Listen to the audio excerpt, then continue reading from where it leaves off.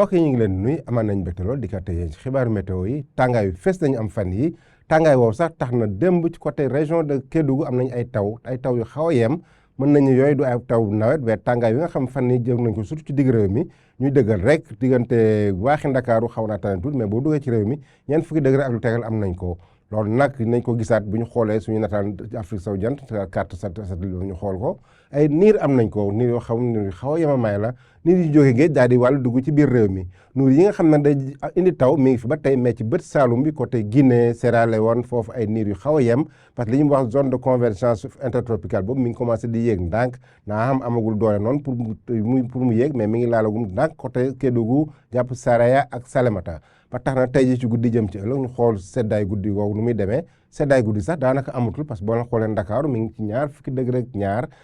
degré benn ñu am ko fële ca Thiès boo jàllee tuuti ba ca côté Ndar na am ñaar fukki degré benn bët Saalum bi Mbuur na am ñaar fukki degré bët Saalum réew mi fu mel ne Ziguinchor ñaar fukki degré ñett ñu am ko Sédhiou bu ñëwee ba ci digg réew mi nag diggante Kaffrine ba côté Diourbel ñaar fukki degré ñaar ba ñaar fukki degré juróom la ñuy am penku réew mi mooy gën a tàng ci guddi gi parce que penku réew mi nañ am ba fanweer degré benn fële ca Bakel ñaar fukki degré juróom-ñett ñu am ko Matam am ko Tambacounda boo demee ba Kédougou tam na am ñaar fukki degré juróom-ñeent ak asamaan soo xam ne dina niis bu baax a baax bu demee ba ci bëccëg gi nag bëccëgu àllarba gi ñu xool temps bi nu muy demee nañu am temps bu xaw a yem bu xaw a leer parce que asamaan si na leer bu baax bu ñu demee ba diggante Ndakaaru Thiès jàpp tuuti côté Ngaye Pire ba côté Tivaouane foofu asamaan si na fa leer bu ñu demee ba côté Lompul jàpp fële ca Ndar foofu nañ am fanweer degré ci bëccëg gi mais nag tàngaay bi nañ ko commencé am ci digg réew mi bu ñu demee ba Louga nag nañ am fanweer degré juróom-ñett mais ñeent fukki degré nañ ko commencé am ndànk-ndànk boo duggee Fatick Kaolack foofu ñeent fukki degré ba ñeent fukki degré benn la ñuy am ñeent fukki degré ñeent ñu am ko fële ca Kaffrine foofu na tàng lool mais raw gàddu gi nañ ko am ci Bakel parce que Bakel suba na am